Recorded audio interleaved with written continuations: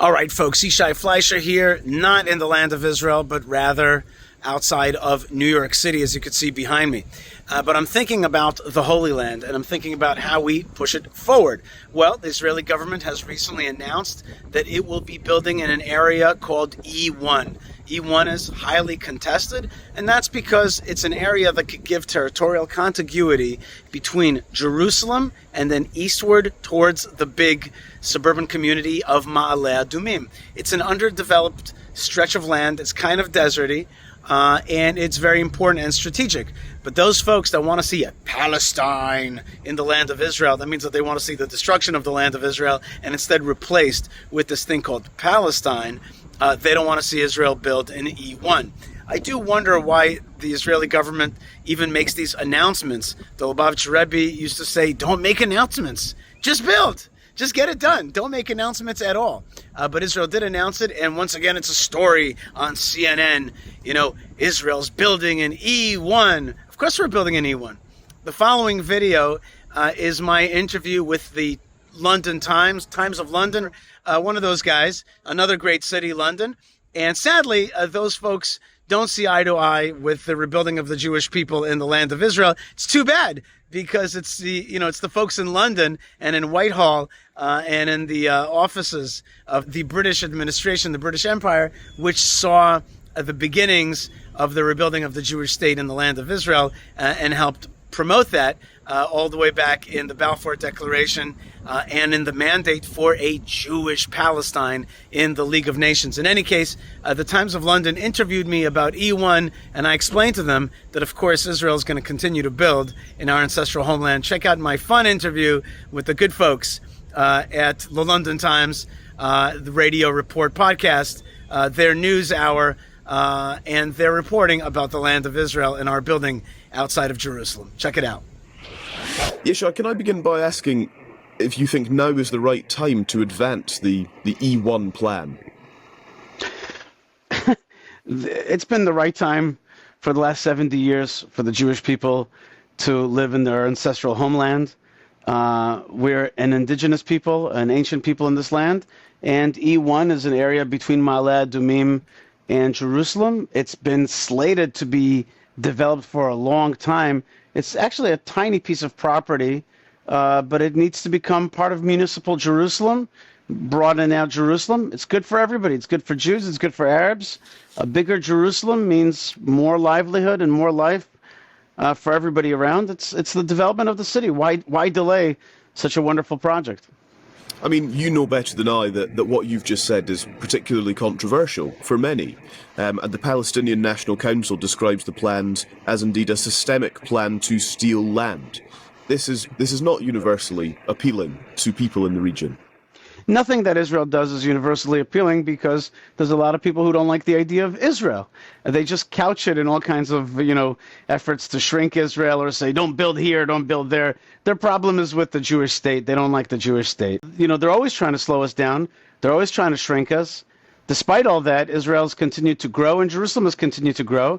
The Palestinian, whatever it is, National Council this, authority that, they are at odds with Israel, always are at odds with Israel. There's nothing that Israel has ever done that they're like, you know what, Israel, that's great. They're not like that. They're anti-Israel.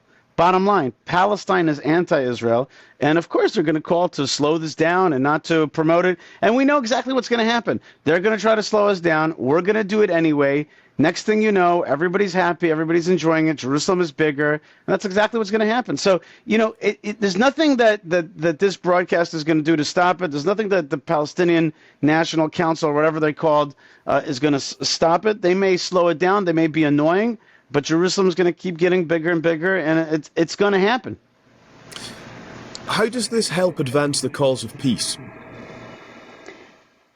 We're working to build a Jewish state. We're working for a type of manifest destiny. We're working to pioneer. We think that a stronger, bigger Israel is generally a force of peace in the region. I generally think that Israel helps undermine things like the Assad regime, which has displaced almost 20 million people, which was torturing people in prisons. We think that in Israel. This land. What's that? You did that without this land.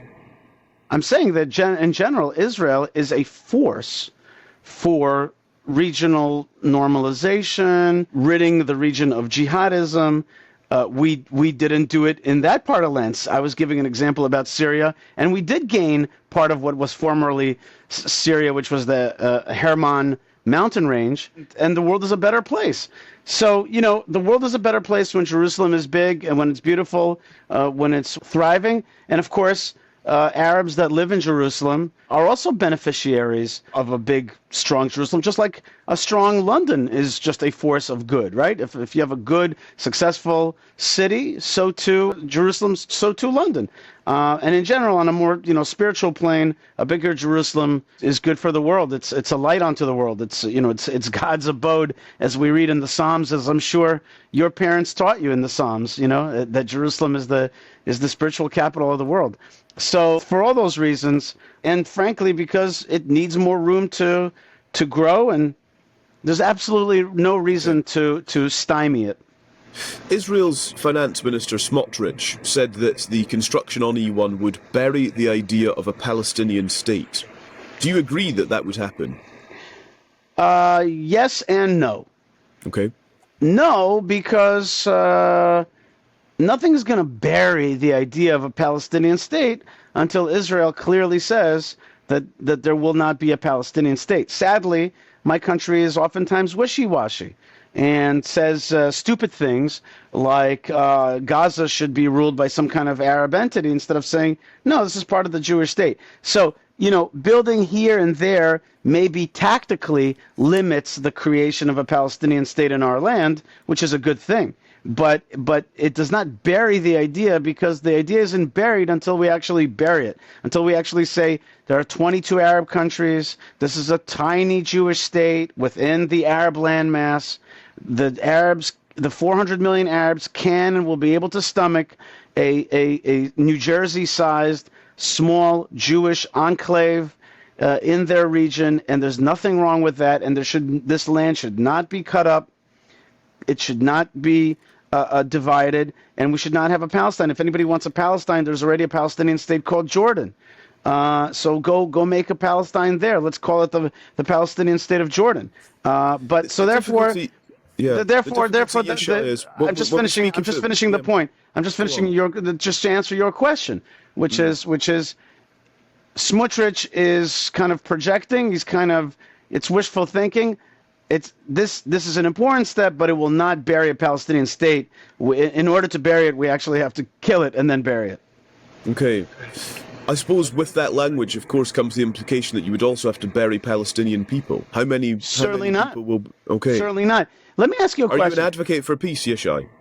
Let me not just answer that overly, simplistically. Am I advocate for peace? That's to simplify everything. We want peace, but peace has to, as Palestinians often say, peace has to come through justice, right? We have to have justice. But in any case, Israel continues to grow and to continue to thrive on its land. It's a small, tiny ancestral enclave, an indigenous enclave. But I want to say to you that just because I'm against a Palestine on my land doesn't mean I'm against Arabs or Palestinians. No, there are 3,000 nationalities and ethnicities in this world, and there are only 194 countries, or whatever, 190 countries. That means that many nationalities live within states, and so therefore, if Palestinians want to live within Israel, they can do so as residents. And have upward mobility as long as they're non-jihadist, not anti-Israel. If they want to be subsumed into one of the many, many Arab countries, they can. If they want to create an enclave in one of their Arab countries called Palestine, fine. And literally there is a Palestinian state called Jordan. It's 70% Palestinian. It's a Palestinian state. It's right next door. So nobody's saying that there's no outlet for Palestinianism, but that outlet is not going to come at the expense of creating a Palestine on our ancestral land. We cannot abide by that. That's unjust. So, if you say, are you an advocate for peace? It's just kind of bluster in order to put me into some kind of corner. We're advocates for peace. It's not We're blustery, advocates Yishai. for peace, but peace does not mean that you could be a pushover and a wimp and give away your heartland. If you do that, like we did in Gaza, what we get is that we create a jihadist base that seeks to attack the rest of Israel. So we shrink. We think we're going to get peace. We're not going to get peace. And people with clear eyes, people who understand the Middle East, know that you can't shrink away against bullies. You got to push back, and nobody should be able to cut up the heart of our heartland, which is Judea, and create a different land there. What you're saying under the guise of being an advocate for peace there and describing it as... I did not call myself an advocate for peace. That language is silly. I would like you to take that off the table. I'm an advocate for my peoplehood. I'm an advocate for Israel. I didn't say I was an advocate for peace. That's your language. That's your, I would say, white colonialist British language trying to like get into my region and tell me what I am. I'm here to defend my peoplehood. Okay, I'm here to defend my peoplehood who have been abused This is my point, throughout Yishai, time. is that you're advocating for conflict if you're not advocating for peace. That's all London words. That has nothing to do with the Middle East. That's all you could just, I don't know if you could buy a sandwich with that language. That's all silly language that means nothing. At the end, we are an ethnic people living in a tough region. We've got to hold on to our land or be kicked off of it. So we're not going to allow that. It's very simple. You have to survive in our region. If this goes ahead, this E1 plan, which it will go ahead. It will. Which, by the way, it's been mentioned that it might be renamed T1 in honor of Trump. Would you support that idea? No, I would rather it called Jerusalem. That's the most beautiful word in all languages. Jerusalem. It's the most beautiful word there is. There's nothing more beautiful. And ask your mom, ask your grandmother what Jerusalem means, and she'll tell you because she read the Bible and she knows what the beauty of Jerusalem. I've read the Bible too, Yishai. T1, E1, peacemakers, and I feel that's like I'm right. not speaking to one. And Jerusalem is the city of peace. Peace comes through strength, not through giving into the jihad. I'm not sure Jesus Christ would agree with that. I'm not a Christian, and that's not my lingo. And if you'd like to, you could give up London, and I guess you guys are giving up London to the jihad, and that's fine for you. But in our life, in our world, in Israel, in the Middle East, you have to hold on to what's yours. You got to push back on bullies, or else you're not going to survive. And that's not our. We're not about to do that. Do you think you're at the risk of being a bully? No. Next question. Let me ask you this. If this goes ahead, does this suggest to you that Netanyahu sees no red lines anywhere? There is no red line that Netanyahu will not cross when it comes to, I suppose in your view, demonstrating strength as the Israeli Prime Minister. And with that in mind, is he out of control? Is he uncontrollable? Well, I mean, I would say that he's being, way too wimpy vis-a-vis Gaza. Really? I think that he absolutely. I think that we should have starving children is way too wimpy. First thing, we're not starving children, and that's been proven to be a hoax. And by the way, I love the bleeding heart of the London Times. Nobody gives a damn about Sudan, the Middle East, right? Sudan, Yemen, Syria. We're talking about tens of millions of starving people dying. We're talking almost 20 million people starving in just Yemen. And we all know that Israel is doing everything from airdropping to get every food possible to Palestinians in Gaza. But I know, you know what I mean? The starving children only matter when the Jews are part of the conflict. When the Yemenis, when the Houthis are killing their own and starving them, 20 million people starving for real, not BS, real stuff, nobody cares at the London Times. Anyway, bottom line is that barely. Do me a favor. I read your stories. Bottom line is that Netanyahu has done a poor job of making it clear that we're going to be sovereign over Gaza and that there's not going to be some kind of Arab country there. He once again has put it as a plan. The same. I call him. He's back to October 6th. He's like, okay, we'll have security control around Gaza, but some kind of Arab entity will rule within Gaza. And I say, Netanyahu, you're offering us exactly what you offered us on October the 6th and the 20 years before that, which is, giving up our land, having supposed security control, but in fact allowing jihadism to take root in Gaza. We should not allow that. We should take control of it and govern it. We're the only ones who can make sure that jihadism doesn't take root. We're the only ones that can ensure that the place is peaceful. Like the Arabs told me in 2005 in the disengagement, they said to me, don't leave Gaza because you don't understand the evil forces that will take over our life. And so Netanyahu has not clearly stated that Israel is going to be truly in control of it. He just says we're going to have some kind of military governance surrounding it. That's not the way it should be. Gaza is an integral part of Israel, has been historically. It has been in Israel's hands in the past. It's time to rectify the sin of the disengagement and control that tiny piece of land for the betterment of all people. I mean, speaking of peace, right? Like, who's going to bring peace to Gaza? Hamas?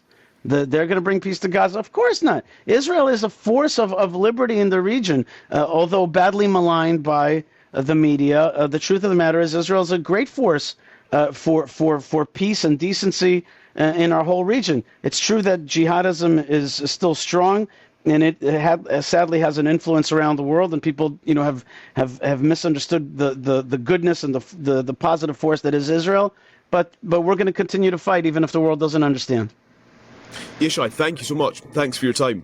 Thank you. All right, folks, Yishai Fleischer here outside of New York City, thinking about the Holy Land, and we are continuing to build. Of course, don't forget to fight for Israel at fightforisrael.org, fightforisrael.org, and also buymeacoffee.com/Yishai. Don't forget to like, subscribe, comment, become a member, and check out our YouTube store. Lots of love and lots of blessings from great New York City on the way to Yerushalayim in the land of Israel. God bless you wherever you are, and shalom.